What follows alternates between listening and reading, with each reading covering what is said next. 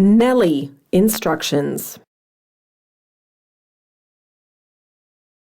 An amusing game that's easy to learn and not only for children.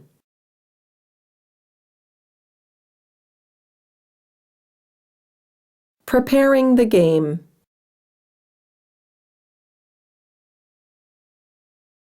You have to assemble Nelly before you play the game for the first time.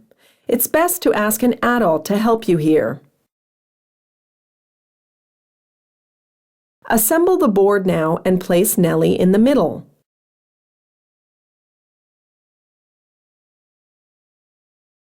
The bead under Nelly's back must fit into the hole in the middle of the game board. Her head is above the water to begin with, so the brown side is turned upwards. The heron is inserted into one of the holes on Nelly's back. The players are now given their turtles. Read the table to find out how many each player gets.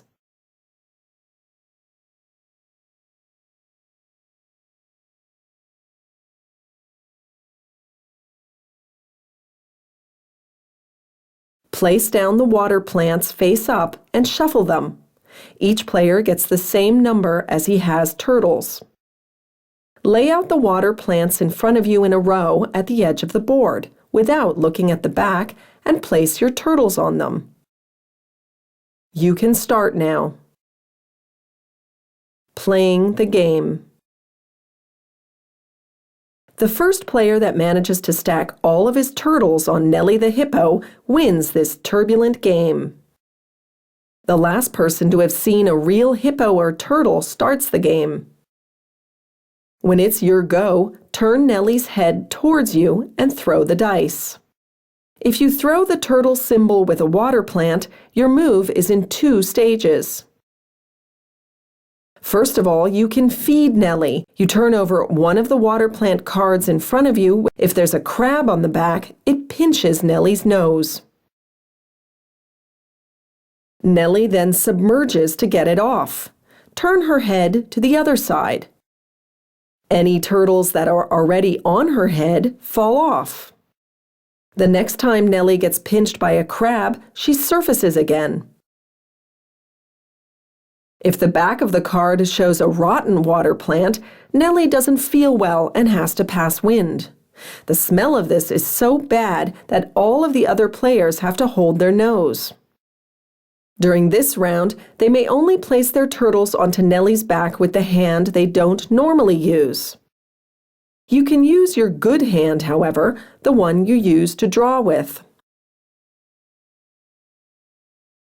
The turned-over water plant card is removed from the game. In the second stage, you take one of your turtles in the color shown on the dice and place it on Nelly's back or head.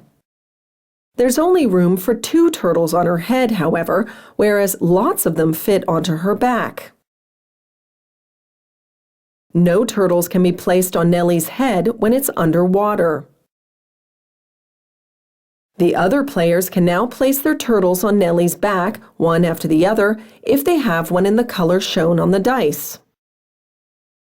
When the dice symbol with the different colors shows up, you can pick any turtle. You're allowed to stack the turtles, but not turn them onto their backs. If any turtles fall into the water, the player who caused them to fall must place all of the fallen turtles on the free water plant spaces in front of him, provide, of course, that he still has some. The remainder of the turtles that fell off are returned to the box without. If you throw the water plant symbol, Nelly only gets fed during this round. Place a free water plant back into the box without turning it over. When you throw the heron symbol, you must stick the heron into another hole in Nelly's back. You must be careful, though, not to knock any turtles into the water. At the end of your round, you turn Nelly's head toward the player sitting on your right, who starts a new round by throwing the dice. If there are only 2 of you playing, you only have to turn Nelly's head halfway between you. Your opponent has to take care of the rest. End of the game. The first player who manages, with a bit of luck and skill, to stack all of his turtles on top of Nelly wins this wobbly game.